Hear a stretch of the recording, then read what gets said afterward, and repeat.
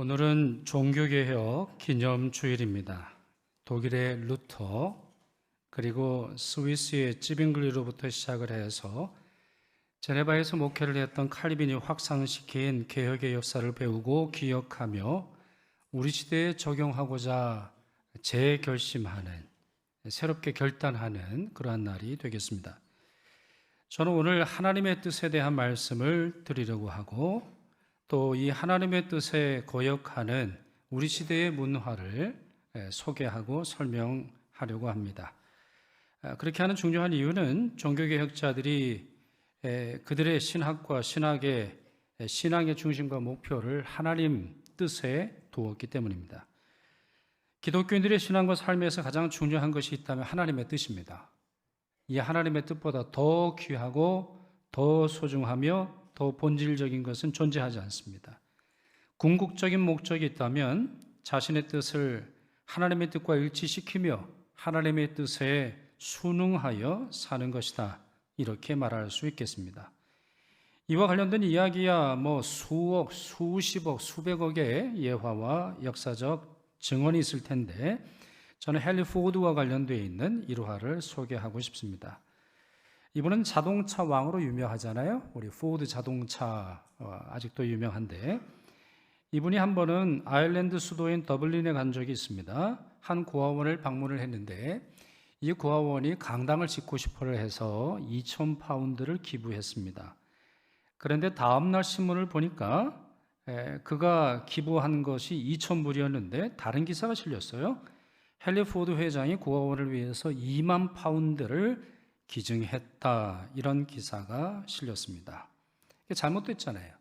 2,000파운드를 냈는데 10배나 차이가 나는, 9배나 차이가 나는 2만 파운드를 기증했다라고 하는 기사가 실렸으니까, 그래서 고아원 측에서 사람이 와가지고는 미안하다고 정중하게 사과를 하고 또 신문사에 정정 기사를 요청하겠다, 이렇게 말해요.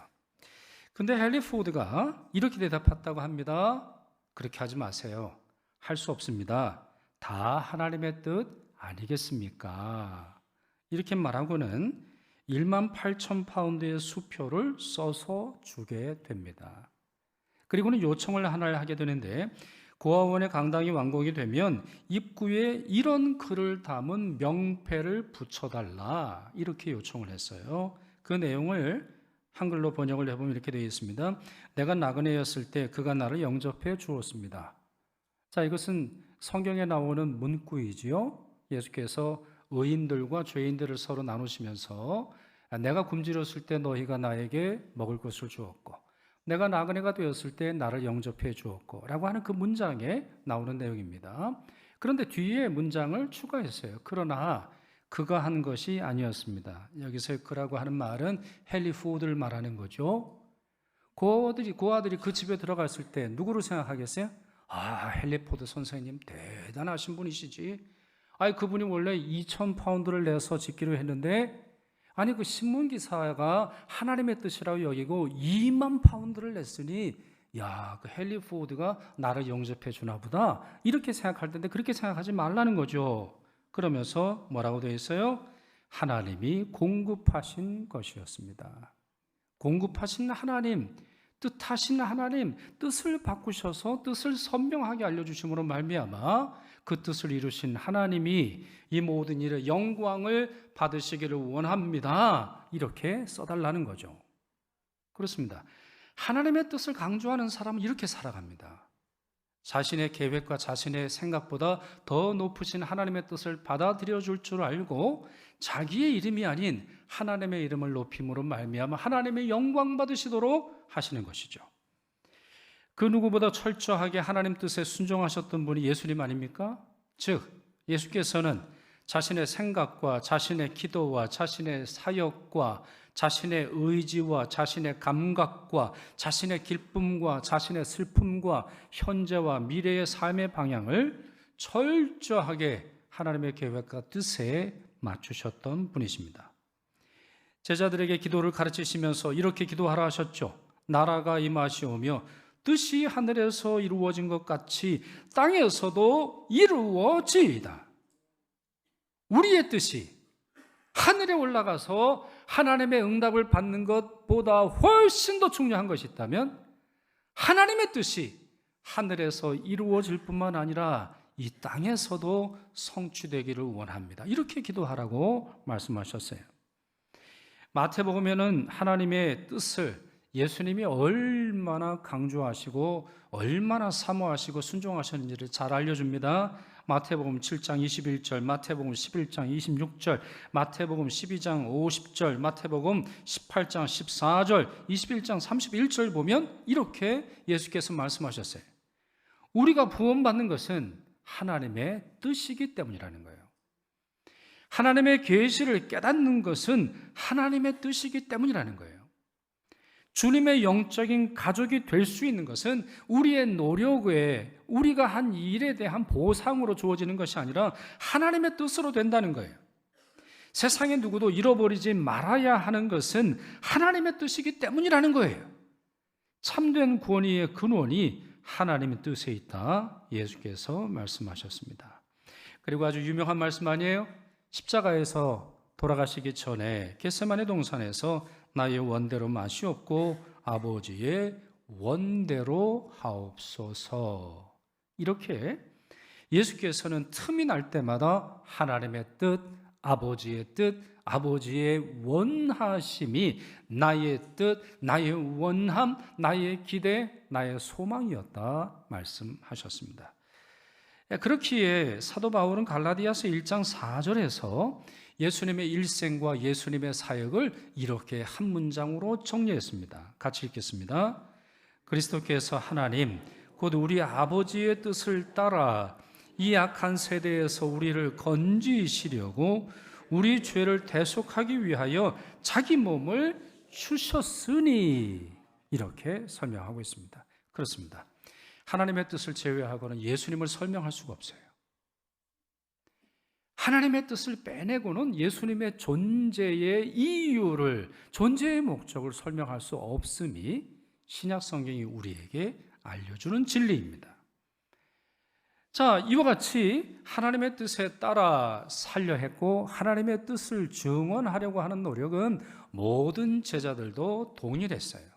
예수님만큼 철저한 건 아닙니다만 하나님 뜻에 순종하고 하나님의 뜻을 선포하기 위해 열심을 냈던 사람이 사도 바울입니다. 에베소서 1장을 보면 길지 않은 이 에베소서 1장에서 4차례에 걸쳐 사도 바울은 하나님의 뜻을 언급했습니다. 자기가 사도가 된 것은, 사도로 부름받은 것은 하나님의 뜻이기 때문이다. 우리가 하나님의 아들, 하나님의 딸이 된 것은 하나님의 뜻이기 때문이다. 그리고 1장 9절에서는 예수께서 하나님의 뜻의 비밀을 우리에게 알리셨다. 그리고 11절에서는 하나님을 일컬어 모든 일을 자신의 뜻의 결정대로 일하시는 분이다, 이렇게 설명합니다. 여러분 어떻게 생각하십니까? 하나님을 일컬어서 그분은 모든 일을 자신의 뜻의 결정대로 일하신다. 하나님이 오만하시다는 말씀일까요? 하나님이 너무 우리의 운명을 쥐고 흔드시는 잔인한 분이라는 그런 말인가요? 그렇지 않습니다. 하나님보다 지혜로운 분이 어디 계십니까? 하나님보다 사랑과 자비를 우리에게 베푸시는 분이 어디 계십니까? 하나님보다 전능하신 분이 어디에 존재합니까? 그러니 하나님의 존재, 하나님의 능력, 하나님이 우리를 향한 모든 기대를 통해서 그분의 뜻을 가지고 그분이 일하시는 것이야말로 우리를 안전케 하고 우리를 구원하시기 위한 가장 좋은 방법이 된다는 걸 우리가 이해할 수 있는 것입니다. 이렇게 사도 바울은 구원의 진리를 설명하는 것만 아닙니다. 바울 스스로도 하나님의 뜻이라면, 하나님의 뜻이기에 이곳으로 가기도 하고 저곳으로 가기도 했습니다. 로마서 15장 32절 보시죠. 로마서는 고린도에서 사도 바울이 쓴 편지입니다. 로마로 보내는 편지인데 자신의 선교 사역을 거의 마무리할 때입니다. 그런데 마음속에 내가 로마로 가는 것이 하나님의 뜻인가 보다. 내가 그동안 수고를 많이 했고 열심을 복음을 전했는데 내가 로마에 가야 되겠다 라고 하는 그런 생각을 가지게 돼요. 그러면서 로마서 15장 32절에서 이렇게 말합니다. 나로 하나님의 뜻을 따라 기쁨으로 너희에게 나아가 너희와 함께 편히 쉬게 하라. 잠자리를 제공하라는 말이 아니에요. 내가 로마에서 휴가를 보내겠다라고 하는 말이 아닙니다. 하나님께서 하시는 역사가 나로 말미암아 여러분들에게 전달되실 것이 있어 보입니다. 그러니 하나님의 뜻에 우리 함께 순종하십시다, 이런 말이에요. 또한 우리 사도행전 21장 14절, 이 말씀은 이미 우리 사경회 때 주승주 목사님께서 설교하신 본문이기도 하고 지난주에도 잠깐 언급을 했고 오늘 다시 말씀을 드리는 그러한 내용이 되겠습니다. 그가 권함을 받지 아니하므로, 무슨 권함이에요? 예루살렘으로 가지 마세요. 바울 사도 예루살렘으로 가지 마세요. 거기 가면 죽습니다. 거기 가면 체포당해요. 아니 지금 당신이 다른 일도 열심히 해야 될 텐데 왜 예루살렘으로 가려 하십니까? 그렇게 말하는 것을 의미하는데, 자, 결국에는 그와 같은 권함을 받지 아니하므로 어떻게 됐다는 거예요? 우리가 주의 뜻대로 이루어지이다 하고 그쳤노라. 다른 사람들 더 이상 말하지 않았다는 거예요. 하나님의 뜻이라면 사도 바울은 예루살렘으로 가야 되는 거예요. 자, 이렇게 어느 도시에 들어가든지 어느 도시를 나가든지 살든지 죽든지 말하든지 침묵하든지 사도 바울에게 중요한 것은 하나님의 뜻이었지 자신의 계획이나 비전이 아니었습니다. 16세기에 유럽의 종교 개혁자들이 꿈꾸었던 것이 바로 이겁니다. 저는 이것을 이렇게 부르고 싶은데 이것이 바로 영적 순리입니다.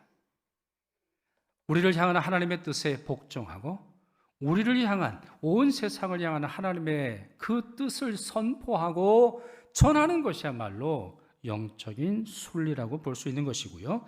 바로 그것이 유럽의 종교개혁자들이 꿈꾸었던 것이죠.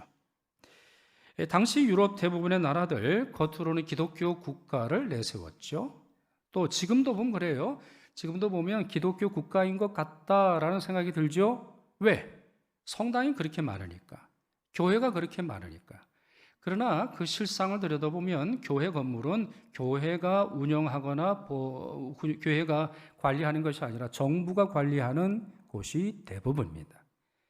그것은 영적인 진정한 예배를 드리는 곳이라기보다 프랑스나 아니면 이탈리아나 아니면 스페인이나 그 국가의 위신을 내세우는 문화재로 인정받은 건물이 상당수가 됩니다.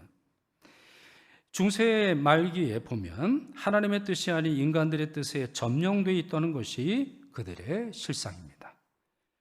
당시 유럽 교회와 사회에는 두 가지 큰 세력이 있었습니다. 그래서 이 두 가지 세력이 하나님의 뜻이 아닌 자신들의 뜻을 더 중요한 것처럼 설명을 하고 있었어요. 첫째는 가톨릭 교회입니다. 가톨릭 교회의 문제는 뭐죠? 성경과 상관없는 교리를 만들었어요. 그리고는 성경과 상관없는 전통을 만들어서 교황의 뜻을 하나님의 뜻인 것처럼 가르치고 있었어요. 교황의 뜻을 무조건적으로 순종하는 것이 하나님의 뜻을 받아들이는 것처럼 주장했어요. 또 하나의 거대한 세력이 있었죠. 문예부흥이라고 들어보셨습니까? 소위 말해 이제 학문적인 수학과 과학이 막 발달하기 시작을 했어요. 그래서 르네상스라고 하는 것을 정점으로 하는 인간의 자유, 인간 육체의 아름다움, 인간의 자유로운 정신세계에 탁월함을 주장하는 세력들이 점점 커져갔어요. 그래서 하나님의 뜻을 우습게 여기고 인간의 뜻을, 인간의 생각을, 인간의 계획을 더 아름다운 것으로, 더 중요한 것으로 설명하는 사람들이 많아졌습니다. 자, 그렇다면 이 교황의 뜻을 하나님의 뜻인 것처럼, 아니면 교황의 뜻이 하나님의 뜻보다 더 중요한 것처럼 가르쳐줬던, 보여줬던 상징적인 건물이 뭐예요?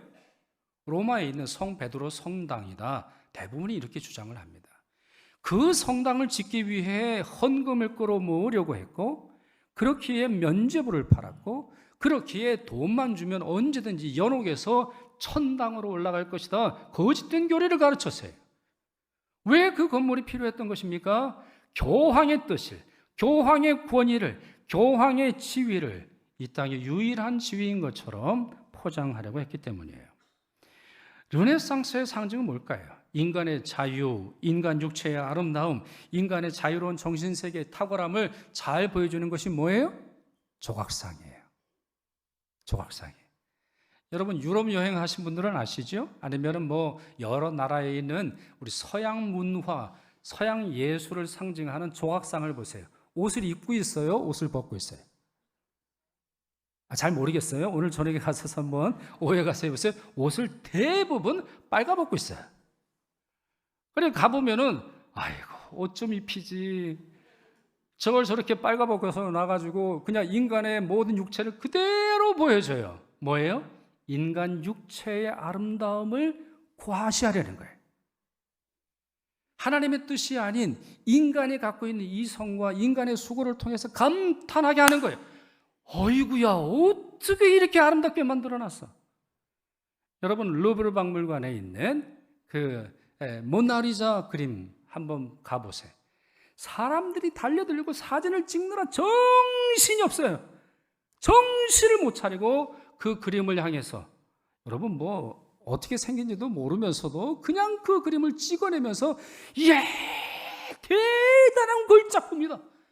어떻게 사람이 이렇게 구도를 잡고 색깔을 잡고 모양을 잡고 각자의 경험과 각자의 느낌을 갖도록 하나 감탄하도록 하는 예술작품과 모든 문화재들을 생산해내기 시작을 했어요. 그래서 이 르네상스의 작품들을 보면은 옷을 입히긴 해도 다 조금 야시시하게 다 속이 비치도록 해놨어요. 그래 어떻게 보면 요즘 시대가 르네상스 시대가 아닌가 싶어요. 요즘 시대 우리 남자나 여자나 옷 입은 걸 보면 이때나 좀 비슷하다 이런 생각을 갖게 됩니다. 자, 종교개혁자들은 이들 모두가 틀렸다고 말해요. 여러분, 종교개혁자들은 단순히 교회 안에서만 하나님의 뜻을 선포하는 것이 아니에요. 세상 모든 영역에 하나님의 뜻이 가장 중요하다라는 것. 달리 말해서 종교적 영역이든 세속적 영역이든 하나님의 뜻이 중심이라고 주장을 했고 그렇게 살려고 노력을 했어요.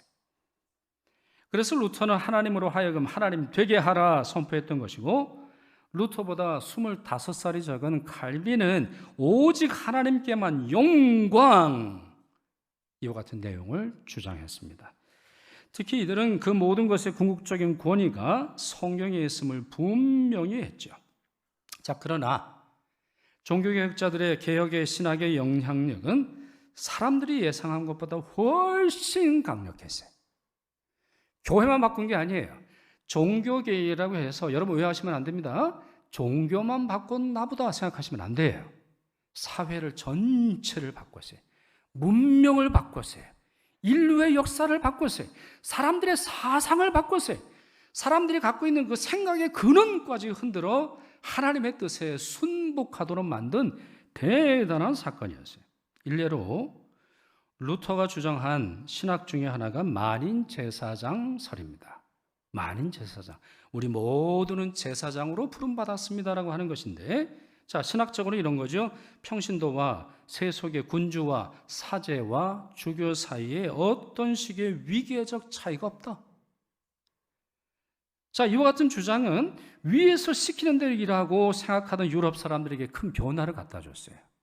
시키면 일하고 신분사회라고 하는 굴레 속에서 어쩔 수 없이 살고 어쩔 수 없이 살았던 그 사람들을 변화시켜 주어서 소위 말하는 개인의 자유와 평등과 민주주의에 대한 의식을 가지게 되었습니다. 그래서 많은 사회학자들이 자유민주주의를 시작한 사람을 루터로 손꼽습니다. 그리고 그 루터의 이 자유민주주의의 신학은 만인제사장에서 시작되었다 이렇게 알고 있죠. 칼빈의 경우 그는 신학자요 목회자였습니다. 그는 설교자였어요. 많은 사람들이 그를 동시에 사회개혁자요 민주주의의 효시라고 말합니다. 그는 철저한 말씀의 사람이었어요. 그래서 칼빈은 이와 같이 설교하는 것을 굉장히 싫어했습니다. 가을이 되니까 가을에 적합한 본문을 선택하고 어떠한 역사적인 일이 생겼으니까 그 역사적인 일에 대응하기 위해서 설교 본문을 뽑는 걸 싫어했어요. 처음부터 끝까지 설교했어요. 순서에 따라 설교했어요. 그것이 하나님이 우리에게 주신 뜻이라고 생각을 하고 순서에 따라 설교하도록 우리 장로교 목사들에게 가르쳤어요. 그렇게 함으로 말미암아 의도적으로 목사의 생각이나 교회의 생각이나 어떤 특정한 사람들의 생각이 말씀을 끌어가지 않도록 했다라고 하는 사실을 굉장히 중요하게 유념할 필요가 있어요.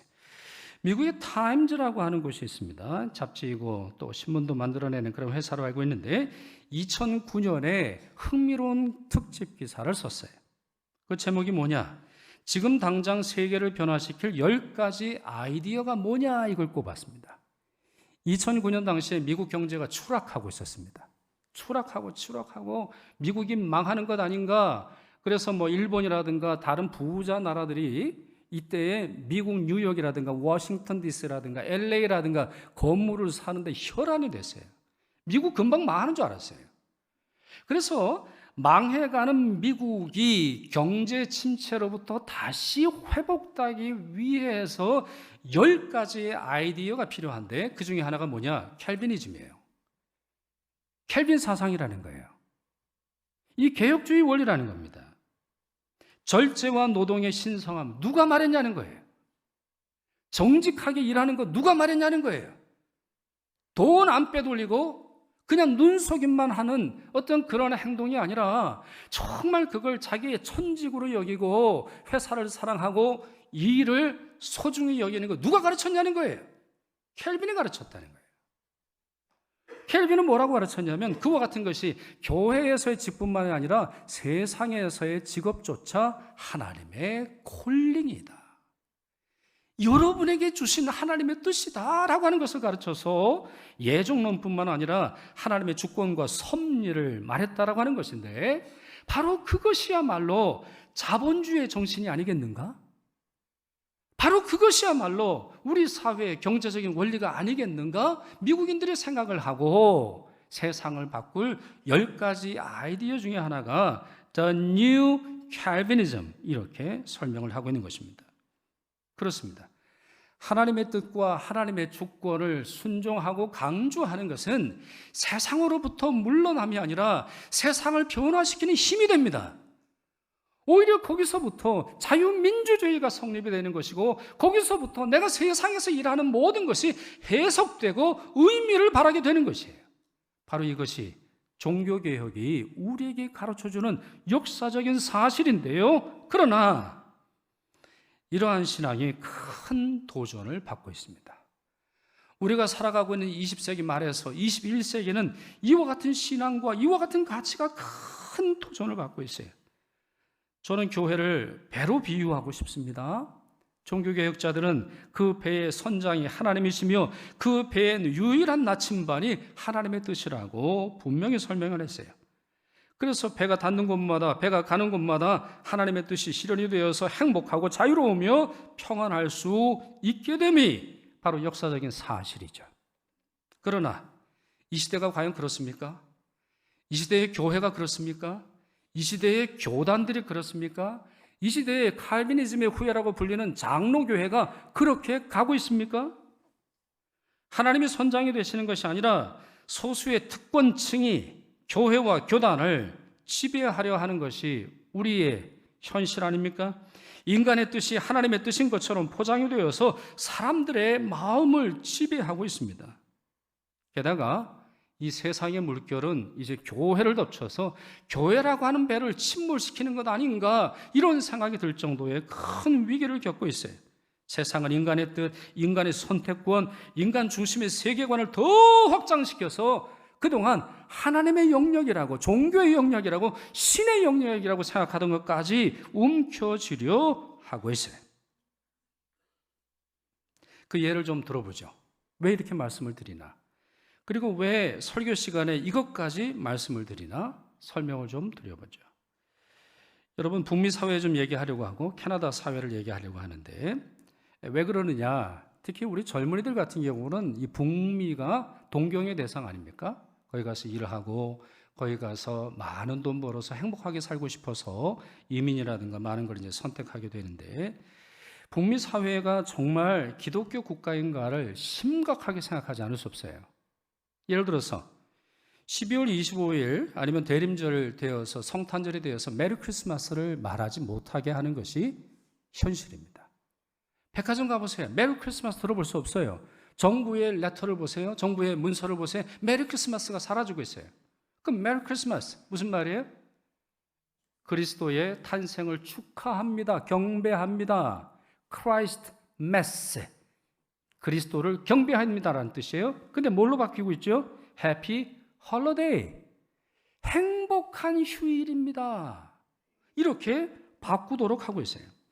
성탄절 예배보다 산타 퍼레이드가 더 인기를 끌고 있죠. 또한 12월 26일은 캐나다에서 박싱데이라고 그래가지고 물건 싸게 사는 날입니다. 근데 여러분 희한해요. 한국은 좋다라는 건 다 가지고 들어왔어요. 그래가지고 놀고 먹고 선물 주고 성적인 유혹을 느끼느라 모든 세상의 축제는 다 가져온 것 같아. 여러분 발렌타인데이라고 있죠? 2월 14일 원래는 뭐였었죠? 발렌타인 성인 축일입니다. 그래서 그 사람이 어떤 선물을 나눠주고 약자를 돕는 것을 기념하는 날이에요. 그런데 그거를 그냥 초콜릿 주는 날로 바꿔버렸어요. 11월 11일 무슨 날이죠? 빼빼로데이예요. 그러니까 어디 가서 그러시면 여러분 큰일 나는 거예요. 특히 유럽의 승전일입니다. 1차 대전의 승리를 거둔 날이 11월 11일이에요. 근데 한국은 무슨 날? 빼빼로 먹는 날로 되겠어요. 그래서 여러분 세상을 나가보면 웃기다 그래요. 아니 11월 11일을 어떻게 과자 먹는 날로 바꿨어? 이렇게 생각을 합니다. 여러분 마찬가지예요. 10월 31일 무슨 날이에요?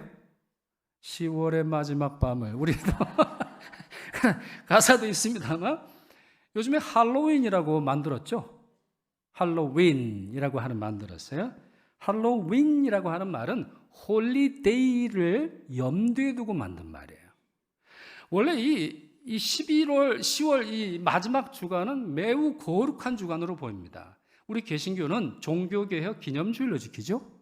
그러니 우리 자신을 새롭게 하고 하나님의 뜻이 무엇인지를 이해하고 하나님의 뜻이 온 땅에 이루어지기를 소망하면서 보내는 게 이번 한 주간이에요.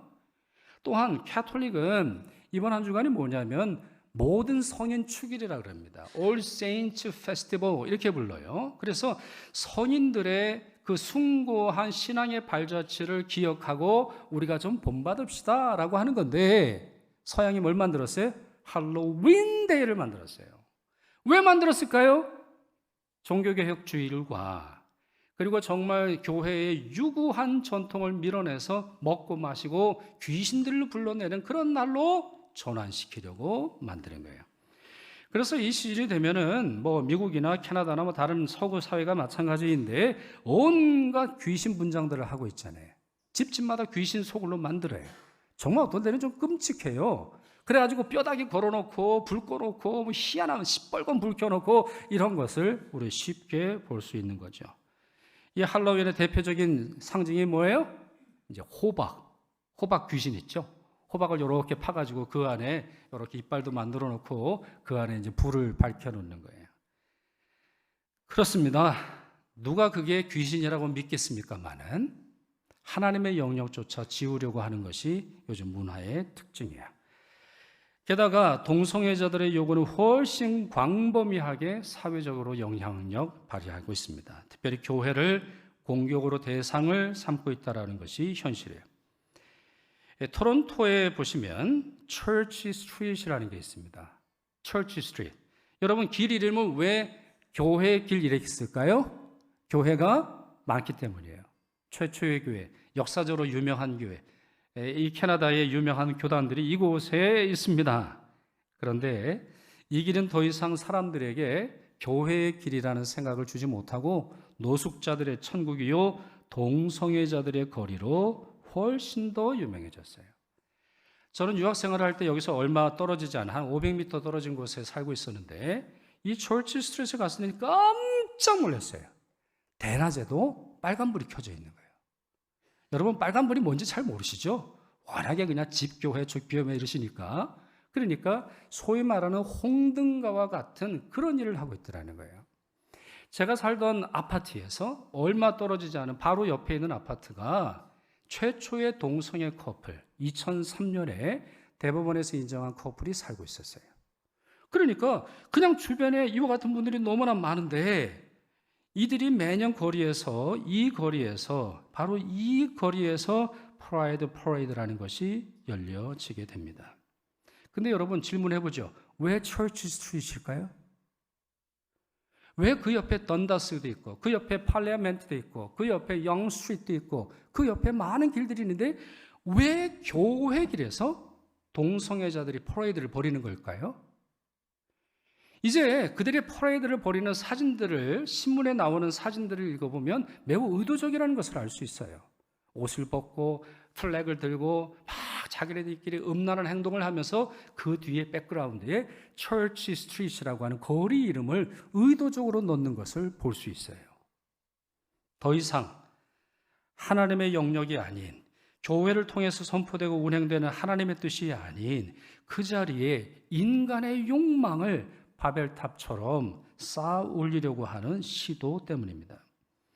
이 프라이드의 슬로건이 이렇습니다. 이것은 전 세계에 마찬가지인데 자랑스럽게 여기세요. 우리는 자랑스럽습니다. Be proud. We are pride. 자랑스럽게 여기세요. 우리가 바로 자랑입니다. 라고 하는 말이에요. 뭐가 자랑스럽다라는 거예요? 아니, 옷 벗고 나오는데 뭐가 자랑스럽다라는 거예요? 거기서 음란한 행동을 하는데 뭐가 자랑스럽다라는 거예요? 하나님이 주신 것이 아니라 나의 정체성을 하나님이 주신 것대로 따라가는 것이 아니라 인간 스스로 선택했다라고 하는 사실을 자랑스럽게 얘기하는 거예요. 내 부모가 물려준 나의 정체성이 아니라 내가 내 원하는 방식대로 바꿀 수 있는 세상이 되었다라고 하는 것. 달리 말해서 하나님의 뜻이 아닌 인간의 뜻대로 살겠다라고 하는 공식적 선언이 바로 이 프라이드예요. 바로 이것이 세상 곳곳에서 벌어지고 있죠. 이제는 이스라엘 땅에서도 흔하게 볼 수 있는 행진이 되었습니다. 그림 하나 보실까요? 캐나다 정부의 웹사이트의 한 부분인데 신청자의 성별을 입력하는 그러한 내용이 되겠습니다. 자, 좀 길죠, 여러분? 좀 이상해요. 원래는 당신은 성이 뭡니까? 이렇게 말하면 남자입니다, 여자입니다, 이래야 될 텐데 그렇지 않아요. 자, 뭐 영어로 이해하실 수 있는 분은 저걸 보시면 되겠습니다만 지금은 9가지 중에 하나를 선택하는 거예요. 1. 여성, 2. 남성, 3. 트랜스젠더. 트랜스젠더가 뭐죠? 성전환 수술을 하는 거죠. 뭐 여러분 이런 사람 정말 많이 만날 수 있어요. 방콕이라든가 아니면은 뭐 필리핀이라든가 정말 성전환하는 사람들이 얼마나 많은지 여러분들 보실 수 있을 텐데. 근데 흥미로운 건 뭐냐? 4번 트랜스젠더 여성, 5번 트랜스젠더 남성, 6번 이분법적으로 나눌 수 없음. 영어로 뭐라고 되어 있냐면 gender no binary 이렇게 되어 있어요. 7번 두 개의 영혼. 뭔 얘기예요? two spirit. 8번 모름. 알려하지 마. do not know. 9번 말하고 싶지 않음. 아니 그냥 남자인지 여자인지 물었다니까요. 근데 뭘 9가지를 얘기를 하는 거예요? 뭘 말하려고 하는 거죠? 지금 서구 사회나 캐나다를 비롯해서 뭐 미국이나 많은 사회가 하려고 하는 게 뭐예요? 너의 선택이야. 너 원하는 대로 해. 네가 바꾸고 싶으면 바꿔. 물려준 것이 중요한 게 아니라 너의 선택, 너의 자존심, 너의 취향, 네가 생각하는 삶을 살아라고 하는 것인데 이것이야말로 하나님의 뜻을 거역하는 것이 아니고 무엇이겠습니까? 그리고 이와 같은 문화가 확산될 때마다 하나님의 뜻이 유일한 삶의 소망이라고 여기는 우리 기독교는 얼마나 무시를 당하겠습니까? 얼마나 뭐라 그럴까요? 자신의 주권과 인권까지도 내려놓고 신이 강요하는 그와 같은 운명론 속에서 살아가는 사람들인 것처럼 그렇게 거짓말을 퍼뜨리고 있는 것이죠. 이것이 서구의 현실입니다. 그리고 왜 이것을 길게 말씀드렸느냐? 요즘 청년들이 이걸 너무 좋아하고 있어요. 그리고 그렇게 주장하고 있어요. 요즘 정치가들도 마치 이게 세련되고 이것이 인권 국가가 되기 위한 전제 조건인 것처럼 주장하고 있어요. 특별히 이런 나라들은 기독교 국가였는데 기독교 국가가 이 지경이 됐을 정도라면 기독교 국가가 아닌 한국교회 성도들은 진리를 지키기가 얼마나 더 어렵겠습니까? 다른 종교도 이렇게 많은 사회 속에서. 자, 이제 말씀을 정리하죠. 저는 오늘 하나님의 뜻이 신앙의 본질 중에 가장 핵심이 된다라는 것을 말씀을 드렸습니다. 예수님과 사도 바울과 다른 제자들만이 아니라 종교개혁자들이 하나님의 뜻에 따라 교회를 개혁하고 세상에 적용하고자 노력했다는 말씀도 드렸습니다. 자, 그들의 헌신이 있었기에 교회가 개혁이 되었고 세상은 하나님의 뜻에 가까워질 수 있었습니다. 그렇습니다. 종교개혁은 종교에만 머무는 것이 아니라 온 땅을, 나라를 하나님의 뜻 가운데서 정말 살기 좋은 나라로 바꾼 역사를 우리는 잘 기억하고 있습니다. 그러니 이제는 우리의 몫입니다. 성경이 말하는 진리를 더 온전히 깨닫고 나 자신부터 하나님 뜻에 순복해야 하겠습니다. 나 자신부터 하나님의 뜻이 무엇인지 소상히 알고 받아들이는 적극적이고 능동적인 삶을 살아야 하겠습니다. 그리고 하나님의 뜻을 따라 교회를 바르게 세상을 정결케 바꾸고 나아가야 하겠습니다. 기도하겠습니다. 참 좋으신 아버지 하나님, 오늘도 귀한 말씀 주셔서 감사합니다. 종교개혁 기념주의를 맞아서 성경의 진리와 역사적으로 종교개혁자들이 만드는 그 소중한 역사적인 발자취를 배웠으며 또한 이 시대의 큰 도전이 무엇인지 저희들이 새롭게 생각하였습니다. 이제 예배가 마치고 저희들의 삶의 자리로 돌아갈 때에 개혁자의 심정으로 살아갈 수 있도록 도와주옵소서. 하나님의 뜻 알려주옵시고 저희가 먼저 저희와 저희의 삶과 저희 가정과 저희 교회 안에서 하나님의 뜻에 순복해 하옵시며 온 땅에 하나님의 뜻이 가장 소중하고 가장 중요함을 알려주고 또 그렇게 실천할 수 있도록 도와주옵소서. 우리 주님 예수 그리스도의 이름으로 기도하옵나이다. 아멘.